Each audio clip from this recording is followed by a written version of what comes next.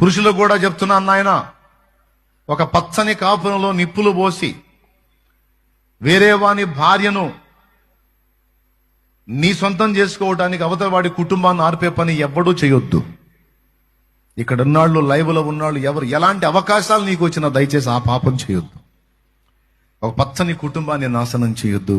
ఆ శాపం నీ ఒక్కడితో పోదు, అది నీ పిల్లలు కూడా తగిలిద్ది. ఎంతమంది పురుషులు వింటున్నారు ఈ మాట? తెలిసి తెలిసి ఒక కుటుంబంలో నిప్పులు పోయొద్దు, ఒక కుటుంబంలో చిచ్చు పెట్టొద్దు. ఆడపిల్లలు కూడా చెప్తున్నానమ్మా, నీ భర్త నేను ప్రేమగా చూసుకోకపోయినా బిడ్డల్ని కన్నావు గనక, నీకంటూ బిడ్డలు ఉన్నారు గనక నువ్వు ఏ అడుగు వేయబోయినా దయచేసి ఆ బిడ్డల ముఖం చూడు. ఫస్ట్ దేవుని ముఖం చూడు, తర్వాత బిడ్డల ముఖం చూడు. నా ప్రభు ఏమనుకుంటాడు, నా పిల్లలు ఏమనుకుంటారు? నన్ను కన్నవాళ్ల పరిస్థితి ఏంటి, నా తోడబుట్టిన వాళ్ళ పరిస్థితి ఏంటి?